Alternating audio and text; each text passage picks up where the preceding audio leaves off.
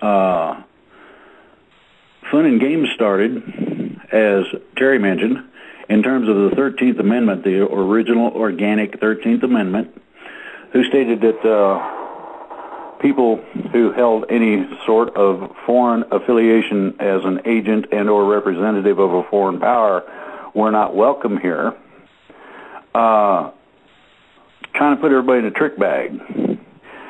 If you look in the record online, you'll find that the 13th Amendment was voted on 3 times. And I'm talking about the original organic 13th Amendment. You got a couple of wars in there that kind of messed things up. People were busy shooting at the bad guys, supposedly. You've got other things where back in the day, and I'll give you an example, the drawing up of the Constitution was interesting in the fact that if you didn't have a quorum of representatives, you didn't have any input. You couldn't vote, and largely they limited you on speaking. That's why New York was not directly involved, as an example. There's a bunch of things that goes into this.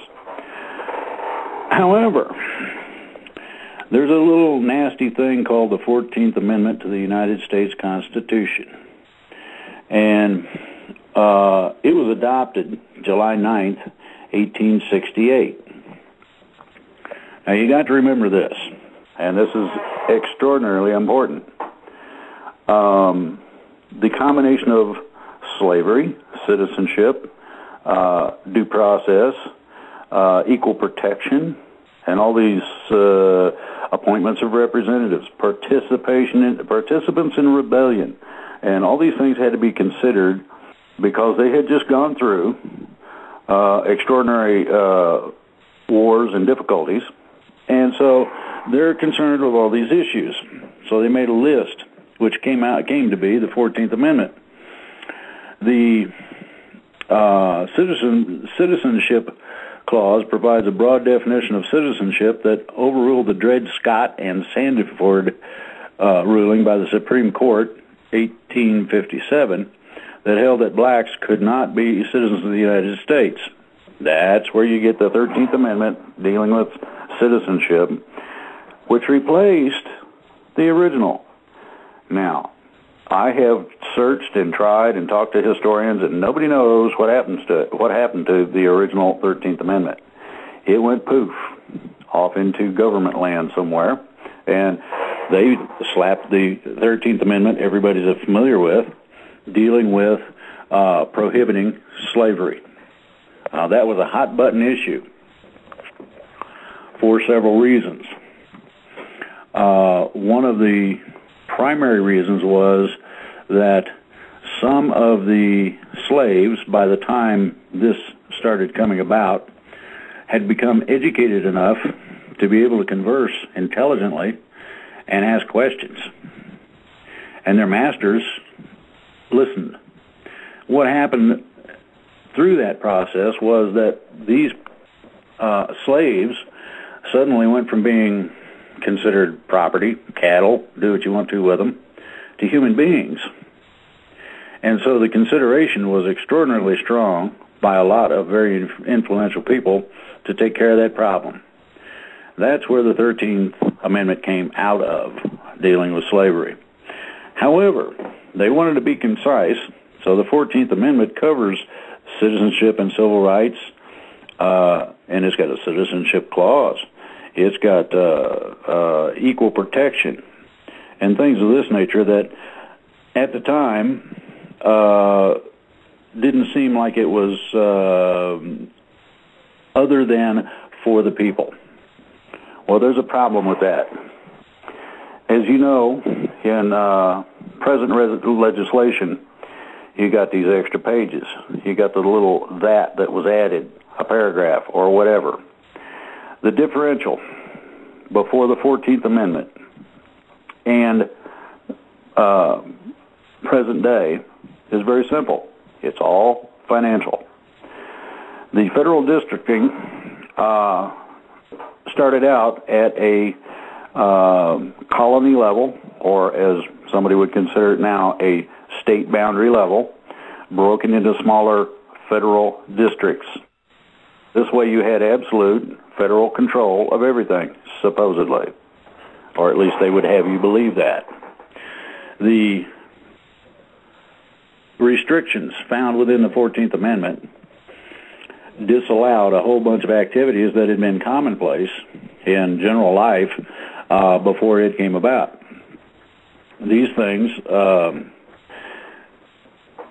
caused people to have problems with it. There was quite a bit of hot discussion. There was also quite a bit of complaints, objections, things of that nature that people, when somebody comes to take your land for no good reason, you get excited about it. So the thing that they wanted to clarify was that people couldn't do these things. So they got a list.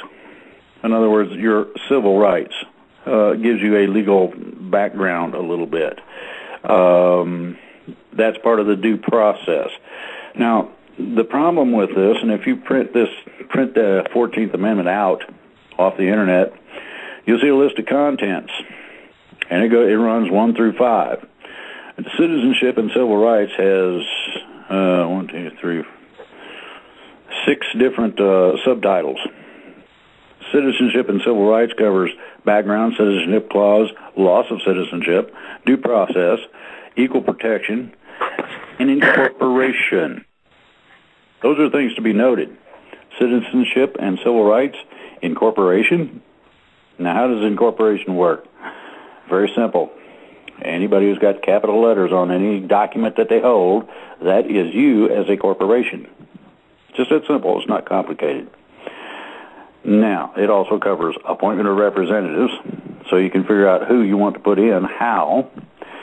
Participants in rebellion. They wanted to make sure that because the citizenship had risen up and had a disagreement, both in the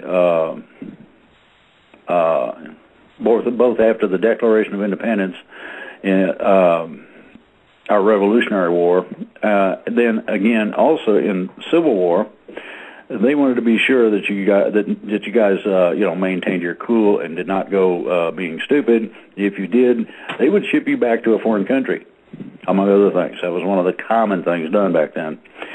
But the basis of this runs all the way through 11 different items when you print it out. Drake, can I point something out on that 14th? I'm not done yet. Okay. Well, remind me so I don't forget about the various states who refused to ratify it. Yes, that's what part of that big disagreement, almost riotous disagreement. There was fist fights, bar fights, you name it. I happen to be lucky. I am in an area that happens to have a humongous, and I mean huge, old bookstore. And you can get certain books in there and or through this country library for purchase, and they're not expensive, that covers the fist fights in the bars. The guy that was there watching it wrote it down. So, and you got a lot of publishing in newspapers about, Thomas Jefferson's got a good right, you better watch him, and all that sort of thing. The main thing about the 14th Amendment doesn't have squat to do with anything but one provision. And this is the crux.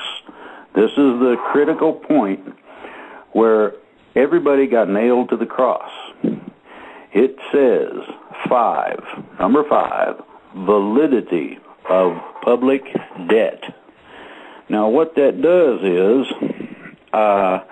it takes the governmental debt and places it upon the citizen. And Section 4 reads as follows. The validity of public debt of the United States authorized by law, including debts incurred for payment of pensions and bounties for services in suppressing insurrections or rebellion, shall not be questioned. We can't ask about it even, but neither the United States nor any state shall assume or pay any debt or obligation incurred in aid of insurrection or rebellion against the United States, or any claim for the loss of or emancipation, there's your slavery, of any slave, but all such debts, obligations, and claims shall be held illegal and void. But it says, I'm going to read the beginning, the validity of the public debt of the United States authorized by law, including debts incurred for payment of pensions, bounties for services in suppressing insurrection or rebellion, shall not be questioned. That is the financial agreement whereby England said, oh, cool, you owe us for all of the expenditures we made in trying to keep you as a colony. And that was the beginning. Then you have others directly financially interested. That 14th Amendment, what it boils down to is instead of emancipating the slaves and taking them off the plantations, it put all of us on the plantations. And it did so financially. Yes, in perpetuity. That is the key and crux of most of the problems we have today. You got to work 500 hours a week in order to eat. Oh, horse hockey. The farmers don't put in that kind of time, and they eat pretty good. And I don't know if anybody's noticed, and this is financial, and it deals directly with the ideology behind this. Every time you get to a point where the wife can only work a little bit, and you can pay your bills and be a little bit comfortable, have a little bit of a hedge, a little comfort zone, whatever you want to call that. Did you notice that the cost of living in some manner or another goes up just enough so that the wife has to work full time? When you do not have what is called a solid family unit, you do not have a family.